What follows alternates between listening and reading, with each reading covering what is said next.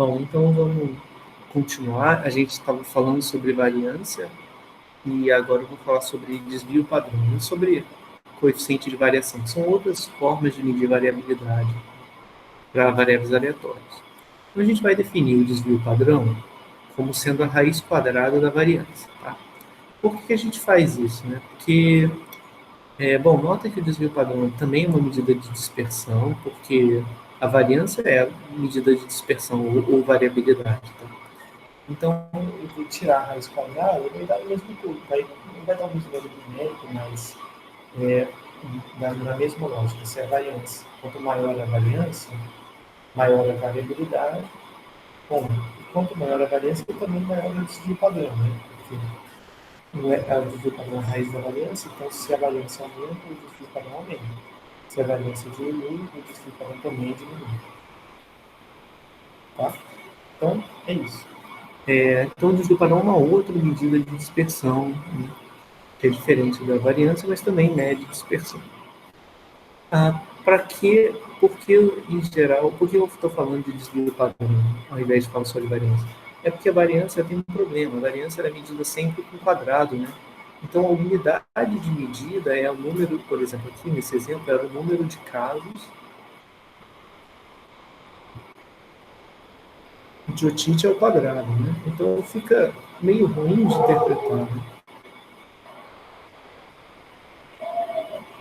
O número de casos de otite ao quadrado. Então, fica meio ruim de interpretar, porque as unidades de medida ficam todas ao quadrado, então fica um pouco inconveniente. Então, se eu tirar a raiz quadrada do desvio padrão, eu volto para a mesma unidade que eu estava trabalhando. Então, essa é uma motivação a trabalhar com o desvio padrão, ao invés de trabalhar com variância, quando eu estiver falando de estudando a variabilidade de variáveis aleatórias, tá bom? Então, essa é a motivação pela qual a gente procura usar o desvio padrão ao invés de variância. Bom, ainda assim, existe uma outra coisa que nem o desvio padrão nem a variância estão levando em conta quando se fala em variabilidade, que é a escala de medida dos dados. Então, vamos olhar um pouco. Aqui, quando a gente tem, se o desvio padrão de x maior do que o desvio padrão de y, a gente não pode simplesmente já dizer que x tem maior variabilidade que y já de cara, embora intuitivamente possa parecer que é esse o caso. Por quê? Porque isso vai depender da ordem de grandeza de x e da ordem de grandeza de y. Como assim? Bom, vamos olhar vou mostrar para vocês alguns exemplos. Tá? Então, vamos ver qual é a definição de coeficiente de variação e vamos ver por que esse coeficiente ele leva em conta a ordem de grandeza de x, mas, ao mesmo tempo, por que o desvio padrão e a variância não levam necessariamente isso em conta. Então, o coeficiente de variação é definido como desvio padrão dividido pelo valor esperado. Então, o que vai acontecer? Nota que, às vezes, o aluno se confunde. Ele pensa assim, tá, ele vai gravar essa forma, e às vezes ele acha assim, nunca sei se é o valor esperado aqui em cima ou se é o valor esperado embaixo. Nunca sei qual que é em cima, o desvio padrão ou o valor esperado. Bom, como é uma medida de variação, né, de variabilidade, a gente espera que a medida de variabilidade esteja no topo. Por quê? Porque quanto maior for o desvio padrão, maior vai ser o coeficiente de variação. Se eu fizesse ao contrário, colocasse o valor esperado de x aqui e o desvio padrão aqui, o que aconteceu? O desvio padrão ia aumentar e o coeficiente de variação ia diminuir, o que não ia fazer muito sentido, né? Porque ele não estaria medindo a variabilidade. Tá? Então, o desvio padrão é sempre em si. Nota que a diferença é que agora eu estou dividindo pelo valor esperado. E essa divisão é que leva em conta, faz levar em conta a ordem de grandeza da variável aleatória. Por exemplo, se eu tiver x, pressão arterial, né, vamos supor, x média pressão arterial, onde o valor esperado de x é 12. Vamos supor, né, nesse exemplo. Eu estou falando de pressão 12 por 8, né? Então essa é aquela parte da pressão que é 12. Né? Então, é de x igual a 12. Vamos supor um desvio padrão de 2, tá? O padrão igual a 2. Isso significa que o coeficiente de variação é 1/3. Tá? Isso quer dizer o quê? Quer dizer que o desvio padrão vale 1/3 do valor esperado da variável aleatória. Então, agora vamos olhar para y, que é uma outra variável aleatória. Vamos olhar para a variável y, que é o preço do lote de 100 ações. Tá? Vamos colocar aqui essa variável y. E aí vamos dizer, o valor esperado de y, vamos supor que seja igual a esse valor aqui, 10 mil, né? É uma ação que cada ação custaria R$100, então um lote de 100 ações daria 10 mil, tá? É um exemplo meramente hipotético, não precisava ter exagerado tanto, assim, podia ter posto um valor um pouquinho menor, mas tudo bem. E aí vamos olhar, vamos supor que o desvio padrão de y seja os mesmos dois que era o desvio padrão do x, então eles têm o mesmo desvio padrão. Só que esse desvio de 2, com uma média de 10 mil, ele varia muito menos, né, do que um desvio de 2 numa média de 12. Por quê? Porque o percentual ao qual a minha dispersão ocupa com respeito ao valor esperado, aqui é muito alto. Né? Aqui, esses dois representam 1/3 do valor esperado. Então, aqui a variabilidade relativa ao valor esperado é bem alta. Enquanto que aqui a variabilidade relativa ao valor esperado é baixa, porque 2 é a variabilidade de y, mas a escala de medida é de 10 mil. Tudo bem? Ou seja, a minha medida de coeficiente de variação do y é 1 em 5 mil, tá?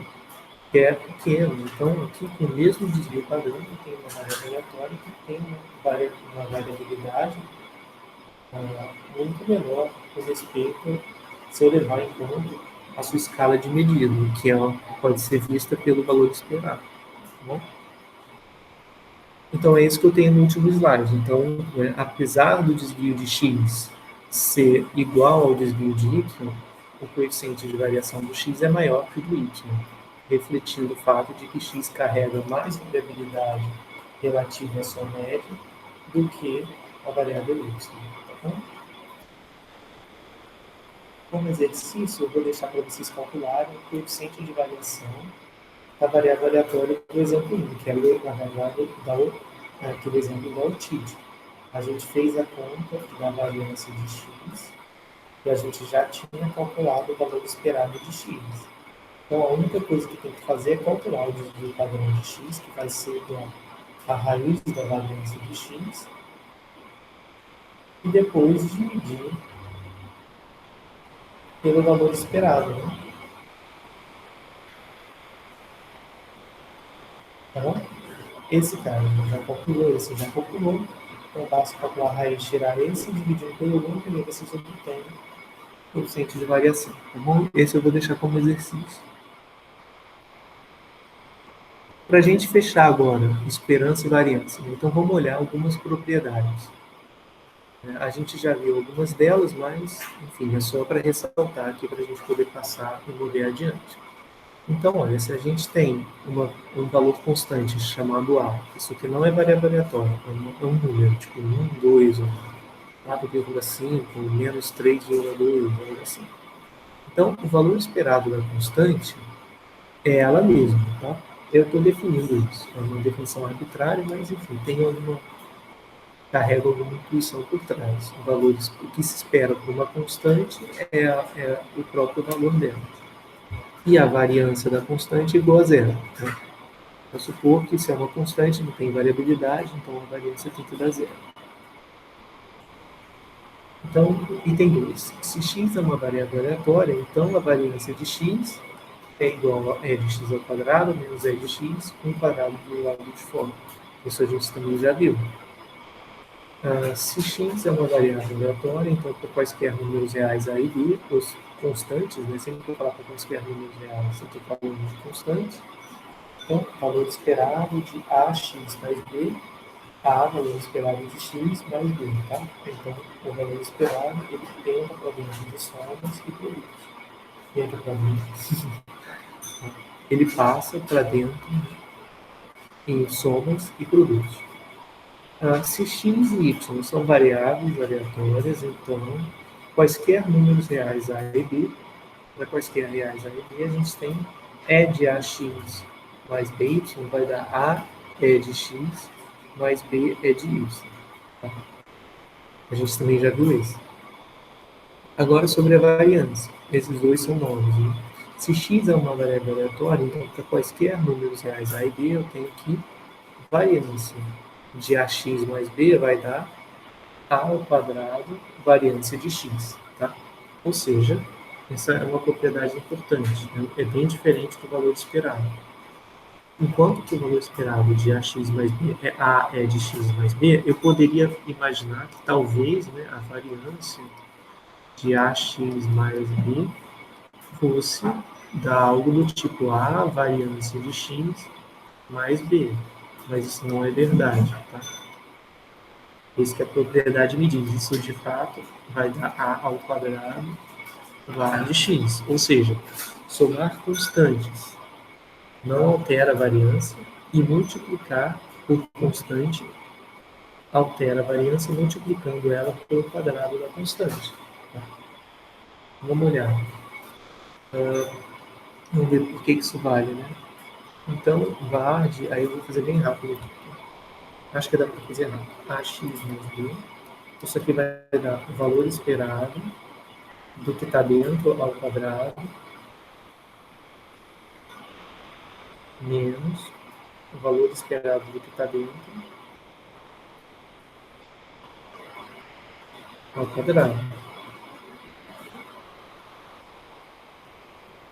Então, aqui vai dar o valor esperado de A2x2 mais 2ABX mais B2 menos o valor esperado.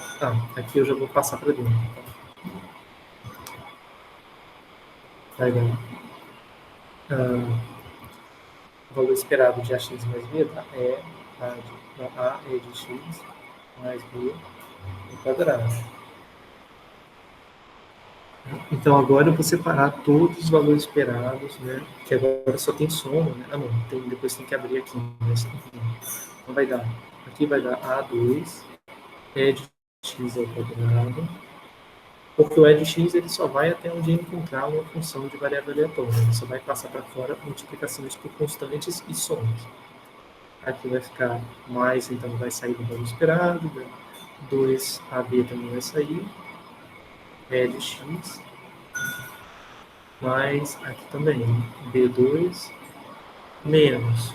Aí aqui vai dar o valor esperado dessa expressão aqui, que é A2 E de x ao quadrado mais B2 mais 2AB E de x.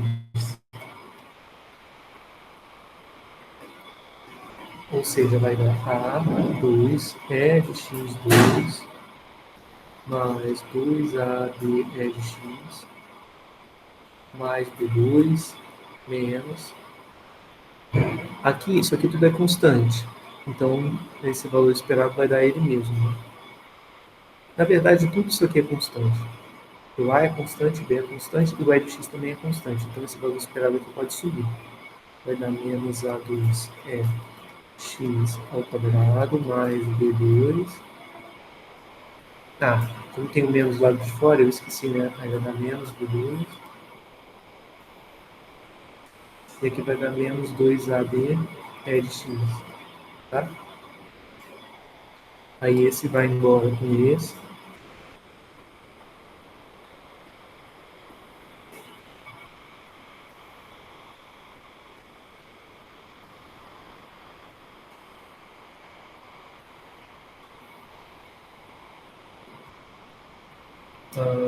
E esse aqui vai embora com isso. Então, o que deu? Deu A2 E de x2 menos A2 E de x ao quadrado. Esse quadrado fora do valor esperado. Agora, colocando o A2 em evidência, vai dar A2, que multiplica E de x ao quadrado menos E de x com o quadrado fora. Então deu A2 var x. Tá bom? Beleza, A2 vezes var de x. Bem como eu tinha chegado no slide, A2 var x. com muito cuidado. Com essa propriedade, o que quer dizer? Quer dizer o seguinte, quer dizer que somar constantes, eu podia somar 300 milhões aqui. Não ia alterar em nada a variância. Então, somar constante não altera a variância. E se eu multiplicar a variância por uma constante, ela sai multiplicando ao quadrado. Né? Então, por exemplo, a variância de 2x, né, vai dar 4 vezes a variância de x. A variância de 10x vai dar 100 vezes a variância de x. Bom, o quadrado também faz sentido porque tem uma outra propriedade que eu não botei aqui, né, que é a seguinte: a variância de x sempre é positiva ou zero. Ela vai ser zero se o x for constante, aí vai dar zero. Se não for, ela sempre vai ser positiva. Tá? Eu não falei isso com vocês, mas sim. Variância sempre é positiva, porque basta olhar para essa definição. A variância de x é o que se espera para o quadrado de uma quantidade. Né? Ora, o quadrado sempre é positivo, então eu não posso esperar que o quadrado de coisa alguma dê negativo. Tá?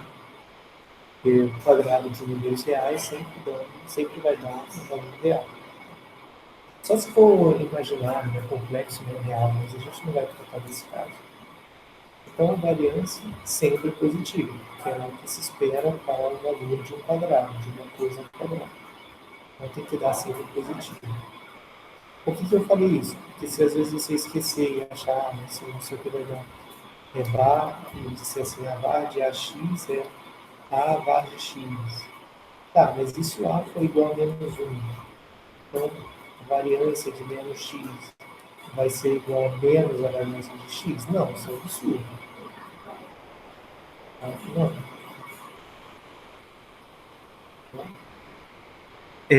Por isso que tem que sair ao quadrado. Porque se sair ao quadrado, aí vai dar 1, ao invés de vai dar menos 1, então vai ficar var de menos x igual a var de x. Aí faz sentido, tá bom?